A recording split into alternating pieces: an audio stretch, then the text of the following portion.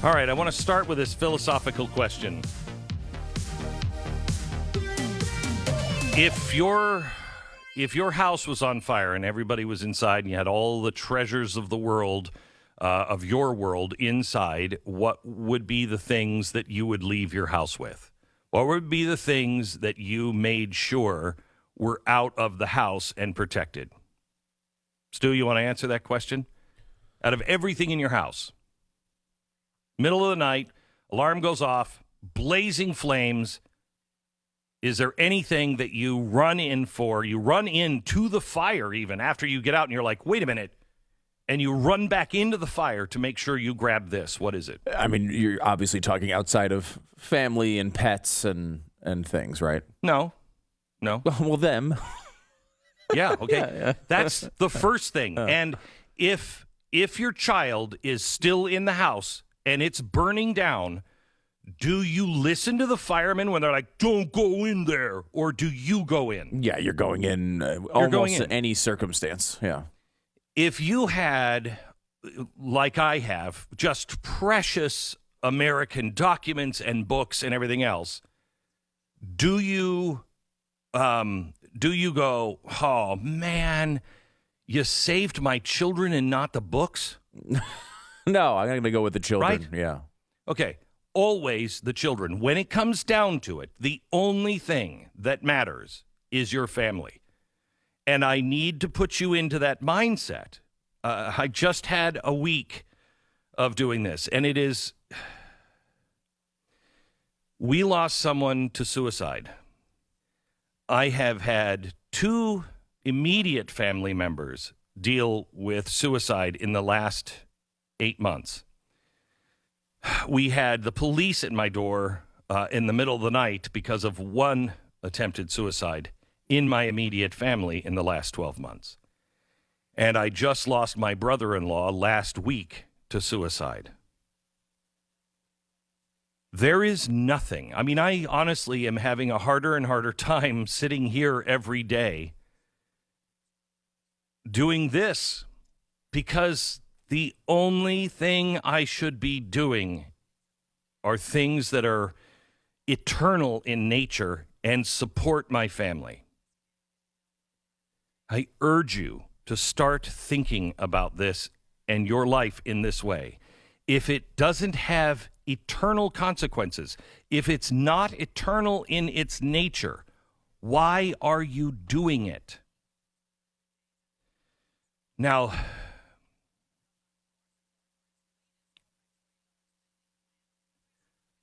let me explain why I'm talking to you about this. The house is on fire. And I don't care what anybody says to you. The house is on fire.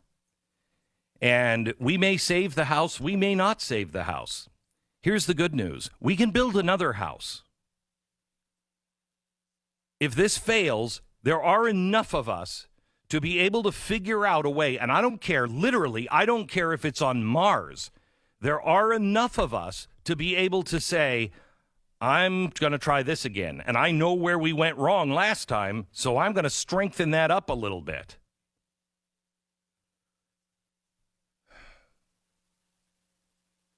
But we cannot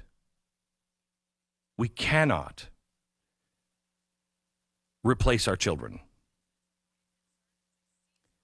And our children are being ripped from us. Only 40% of the nation's school kids are back in school. And everybody's like, when are we getting back to school? I'm telling you, stop saying that. We have to start finding new ways to educate our kids. This is a real pandemic. What's happening in our schools? I want to give you a letter written by a teacher in Manhattan. Now, to be a teacher in Manhattan, I'm guessing you're not real conservative. But she is a teacher at a Christian school in Manhattan. I don't even know what that means, but a Christian school in Manhattan. I'm a teacher at the Great Church High School in Manhattan. 10 years ago, I changed careers when I discovered how rewarding it is to help young people explore the truth and beauty of mathematics. I love my work. As a teacher, my first obligation is to my students, but right now my school is asking me to embrace anti-racism training and pedagogy that I believe is deeply harmful to them and any person who seeks to nurture the virtues of curiosity, empathy, and understanding. Now listen to that. She's saying that pedagogy is just a way of teaching. She's saying that her church school is telling them the way to teach she believes is deeply harmful and truly detrimental to anyone who believes in curiosity, empathy, and understanding. Anti-racist training, she continues, sounds righteous, but it is the opposite of truth in advertising. It requires teachers like myself to treat students differently on the basis of race. Furthermore, in order to maintain a united front for our schools, teachers at Grace are directed to confine our doubts about this framework to conversations as an in-house Office of Community Engagement for whom every significant objection leads to a foregone conclusion. Any doubting students are likewise challenged to reframe their views to conform to critical race. I know that by attaching my name to this, I'm risking not only my current job, but my career as an educator. Since most schools, both public and private, are now captive to this backward ideology. But witnessing the harmful impact it has on children, I cannot stay silent. My heart breaks for this woman. My school, like so many others, induces students via shame to identify primarily with their race before their individual identities are fully formed. Students are pressured to conform their opinions to those broadly associated with their race and gender and minimize or dismiss individual experiences that don't match those assumptions. The morally compromised status of oppressor is assigned to one group of students based on those immutable characteristics. In the meantime, dependency, resentment, and moral superiority are cultivated in students considered oppressed. All of this is done in the name of equity. Remember, equity. If you see the word equity, run, run, run. Equality is what America has been based on. Equality, not equity. She continues, equity is the opposite of fair. In reality, all this reinforces the worst impulses we have of human beings, our tendency towards tribalism and sectarianism that a truly liberal education is meant to transcend. Recently, I raised questions about this ideology at a mandatory whites-only student and faculty Zoom meeting. Such racially segregated sessions are now commonplace at my school. It was a bait-and-switch self-care seminar that labeled objectivity and individualism, fear of open conflict, and even a right to comfort as characteristics of white supremacy. I doubted that these human attributes, many of them virtues, now reframed as vices, and in those days, good will be made evil and evil will be made good. I doubted that they could be radicalized in this way, but in the Zoom chat, I questioned whether one must define oneself in terms of racial identity at all. My goal was to model for students that they should feel safe to question any ideological assertions if they felt moved to do so.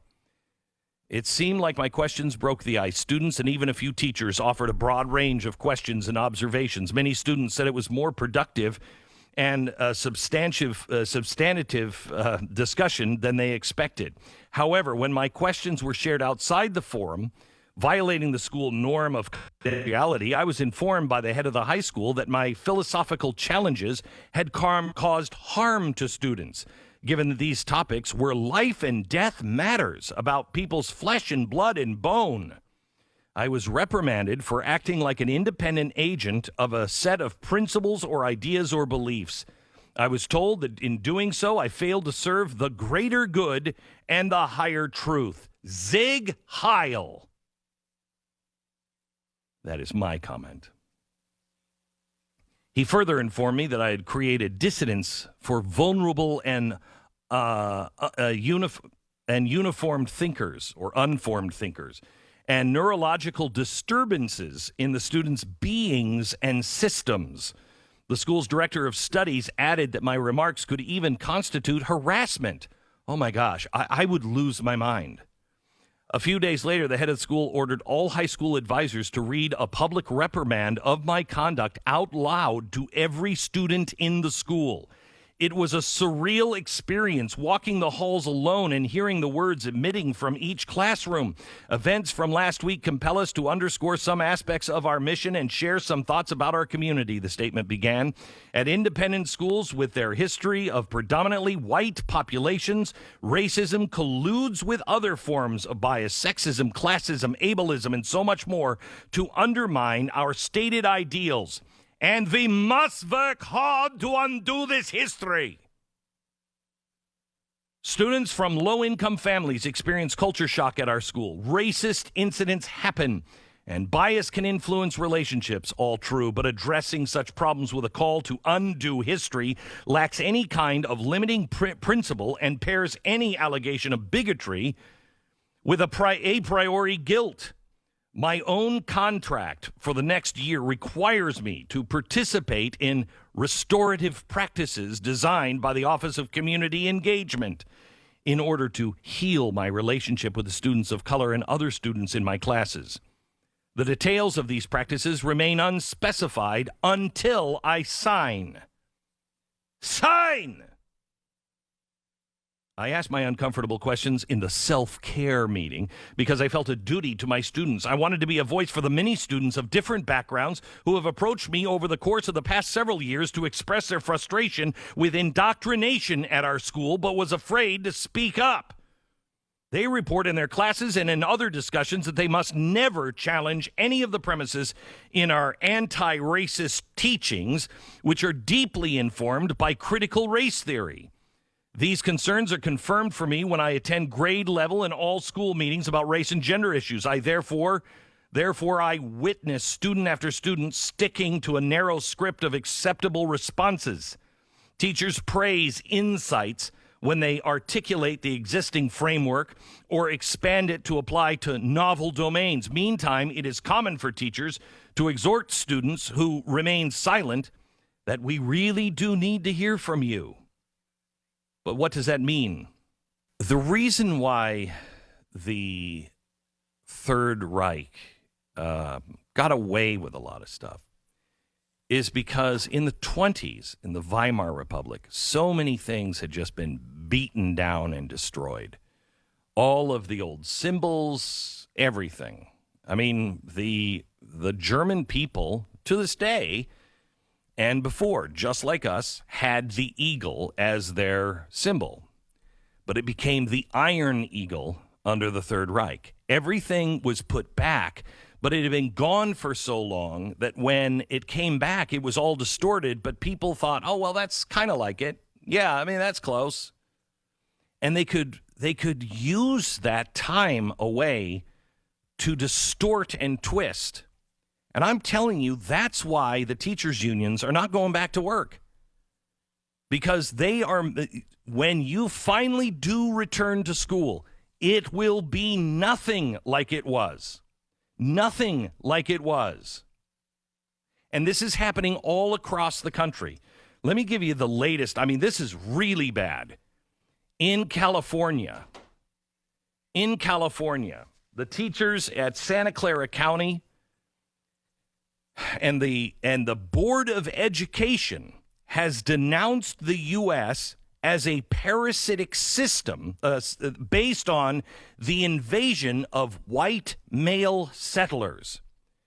Teachers are instructed now to, quote, cash in on kids' inherent empathy in order to train students to become, quoting again, activist intellectuals.